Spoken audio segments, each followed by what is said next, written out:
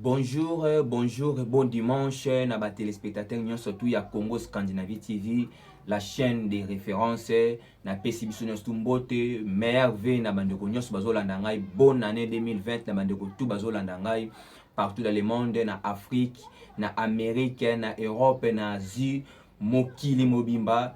Je vous dis bonjour et je vous dis de bonnes choses et meilleures vœux à tout le monde. Bonne année, bonne année, bonne année, bonne année na batutu bazolanda ngai na pesi bino mbote mingi.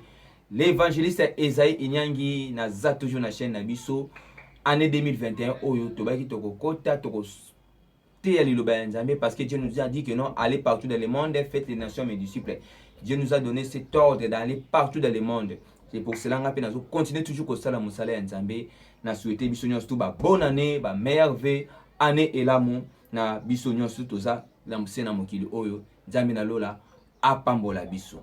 Tozo continuer toujours matin na biso. Le lot matin na biso ezali thème na biso ezali que toutes les nations écoutent la voix de l'Éternel. Et puis nazo kita tina se place moli mosa to kokamba ngai na kata na kati wana mais oza très important toyoka message. Je lis la parole de Dieu tout puissant. Tangi na komona sumasia. Babi l'Éternel apparut à Salomon une seconde fois comme il lui a été apparu à Gabaon. Et l'Éternel lui dit: j'exauce ta prière et ta supplication que tu m'as adressée. Je sanctifie cette maison que tu as bâtie pour y mettre à jamais mon nom.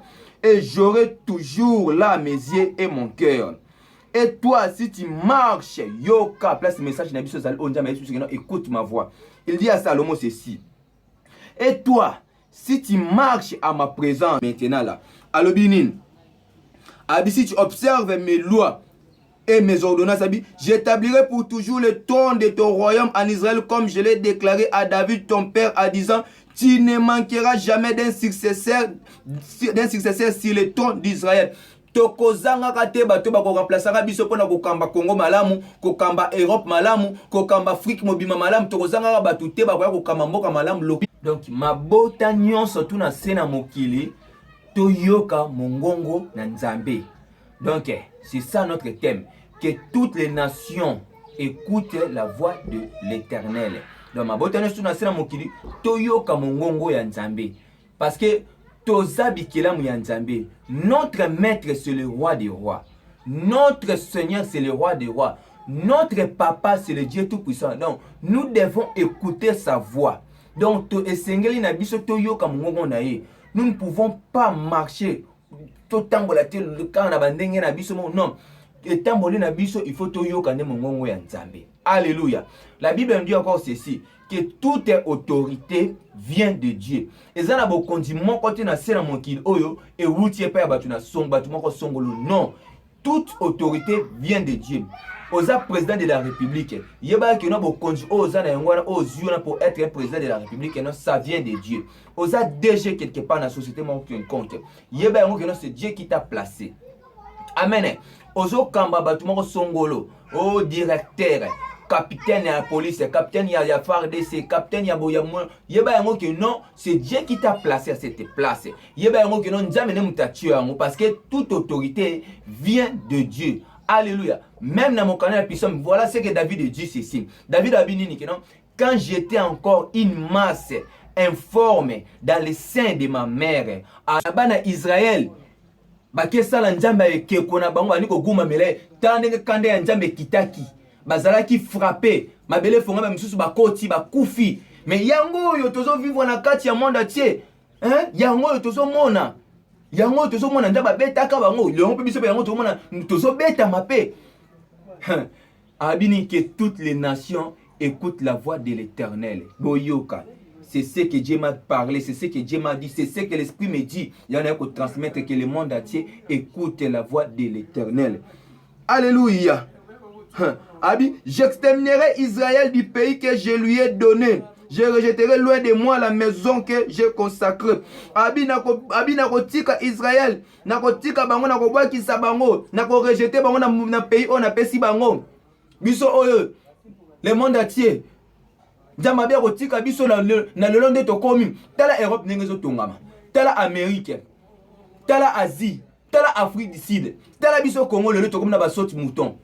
Nzamba pesi biso bokonzi. Tala le to sali mokili. Tala le to bandako na biso comme kitoko. Partout bandako étage ba venir sur comme na bandako étage. Partout mokili bongi. Neke ne poto na ke na Europe, neke na Asie. Mususu abi omoni poto na Canada. Tala Afrique du Sud nenge komi. Menza balobi nini? Abi ngam na pesi bino bongo, abi na ko silisa bino, na ko kwisa mokili.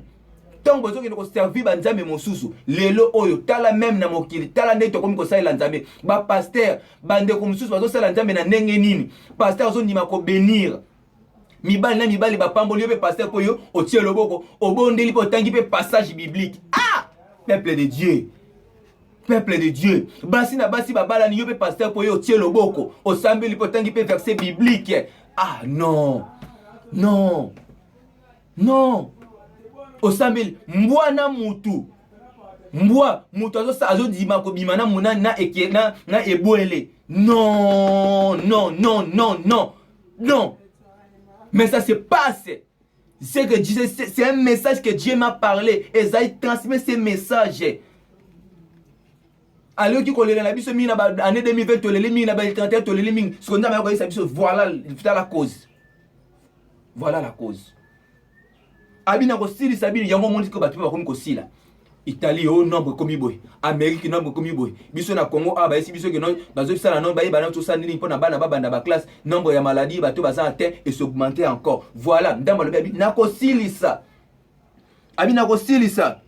Mokili. Abina ko tia musika la ngai, bino na bingai na bino ko tia bino musika ndamba tie biso musika. C'est pour ça que je mona makambo boy. Alléluia. Abi susu nine. Abi, j'ai consacré à mon nom en Israël. En Israël sera un sujet de sarcasme et de raillerie parmi tous les peuples. Abi, Israël est un sujet à sarcasme, sujet à moquerie. Le lot de la bamboka poto. Oh, bah, tu vas aller na en Europe. Le lot de si tu es au Italie, n'a pas dit ma Italie. Nan. Nan a dit ma Italie, nan a dit ma Amérique. Nan a dit ma Chine.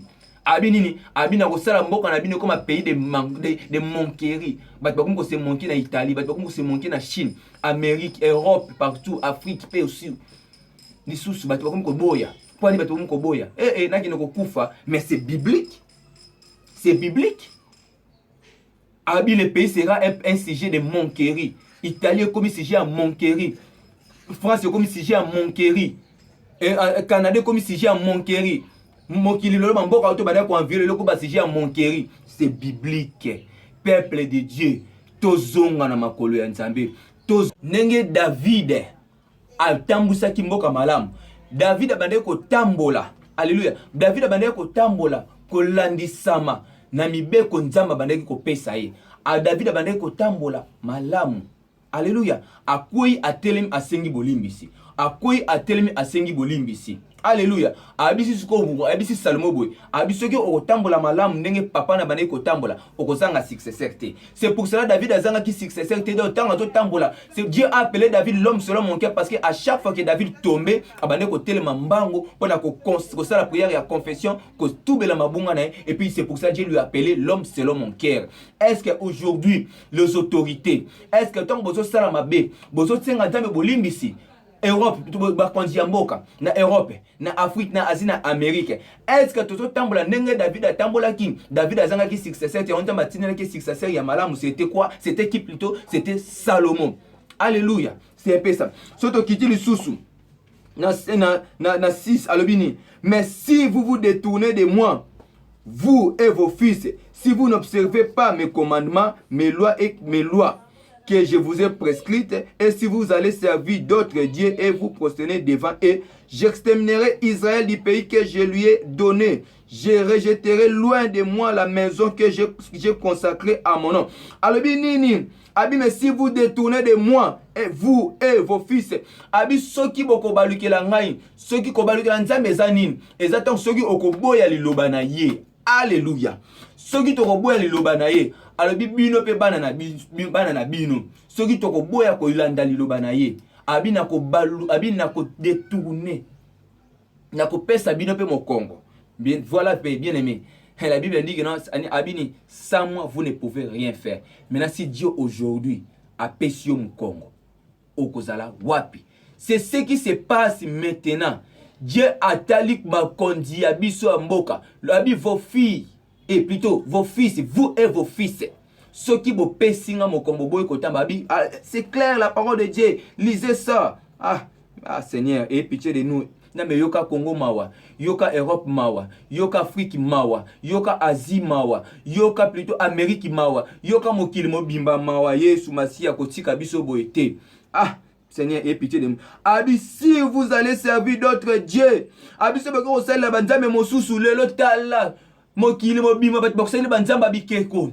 Baki ko adorer banzamba bikeko. Ba église comme ebele, mais bazo sala nzambe te tala ba pasteur ba bimi lelo ebele. Les marabouts ba charlatan ba comme lelo ba pasteur, ba mbikudi lelo on a Congo, na Europe partout, surtout biso ming ana Congo to so mona toyeba kandaka ba mbikudi. Lelo ba mbikudi ba za susté ba sali ba église, ba comme lelo ba pasteur, mais bazo sala nzambe na ninga bosolo te. Musada banga kimbikudu banda osana ndaka banganga, lelo ba ko sala on a kati église. Abikoli kande banda ko bikola ndaka banganga biso mutayiba kiyo, asali ndako lelo la a commis peu combien ya nzambe combien ya église mais azo sala makambo na osala kuna abenga kombo nini prophétie. Alléluia. Na banzamba lokuta. Alléluia. Alors voilà un peu, c'est ce qui se passe dans le monde. Nous sommes frappés. Tozo betama. Voilà un peu tout le là qui est 2021. Biso na Congo démocratique. Toebito ce classe kozonga ube kozonga lisusu te. Bazo beta bazo solo la lisusu ba bazini ba sala su ndeni po anini. Babi nombre ya personnes au baza atteint la maladie et mati lisusu et augmenter encore. Tozo ba lisusu te. Mais to kanisa ki année 2021 et qui na malade. Et kosi la ka tonk to kozonga ka. C'est clair la parole de Dieu. Albi nini abi et vous prosternez devant et bozo gumba mela bango. Basali lo basali ba manji basali ba bikeko ba kumko gumba mela bango. C'est ce qui s'est passé encore. Tozonga. Les hommes de Dieu, arrêtez de faire l'apostasie. Zongi sabana nzambe na liloba nzambe. Arrêtez de faire la déviation de la parole de Dieu. Tozonga na liloba nzambe. Les autorités, la Bible dit ceci, que toute autorité vient de Dieu. Quand cette autorité, ça vient de Dieu, comme l'autorité vient de Dieu, au Kosengel, autant na sincérité du cœur et avec droiture. Mais les hommes, les autorités, et là on est toujours ça, mokili mobimba, sacrifice et paille, kobomana et paille, ko violer et paille, yangozo mona kande nzambe na sena mokili oyo. Oh toujours baba chinois, ba sali bosso pe nan telle personne ba sali be on maladie. Non, ça se passe toujours comme ça. Même si aujourd'hui si nzamba bi que non akoboma yo. Au moins nzamba utiliser kaka chauffeur zo mema mutu kanda ya tout on a mutu kokufa. So nzamba bi no pambola, yebe mto kita pambola te, a utiliser ka mutu mo na sena mokili pour que alongolo na chômage le monde na passe pour que aza la source ya bénédiction pour nous, mais c'est Dieu qui lui a utilisé. Tozonga le ba nzambe. C'était un message oh nzamba ebisa kingai na panza na sena mokili oyo. C'était ça. Alors on a signé na biso tous à toujours connecté sur la chaîne de référence Congo Scandinavie TV chaque dimanche nazali awa kola ko côté ali loba nzambe ozala ki message on nzamba esenga na sena mokili na suki kana na ba chaîne internet c'était même na ba chaîne locale na biso awa nazo kota kotal sabana nzambe tozonga le loba nzambe. Que mon Dieu vous bénisse. To kutani ni susu prochainement toujours sur la même chaîne de référence Congo Scandinavie TV. Nzambe na lola Apambola biso. Merci mina bando ba soutenir ngani. Merci mina mon encadré, mon papa spirituel, pasteur Kennedy Mukendi, l'église ECI Lingwala. Merci mingi encore na ba collaborateur na ngani nyoso ba sunga ngani na Cellule Bumbu ECI Bumbu na ba frère Christian na ba frère Christian na ba maman Chantal na bandeko nyoso to ba collaborateur nyoso to o bazana ngai ndamba pambola bino. Merci na maman Blandine à partir à France. Merci na maman Nasiba Sele, merci na papa Guy Joma. Nzambe lola a pambola biso to mona li susu prochainement toujours sur la même chaîne, la chaîne des références. Que mon Dieu vous bénisse. Sans oublier na sous mbote na évangéliste Papa Célestin dans l'église ECI Lingwala. Que mon Dieu vous bénisse. Amen.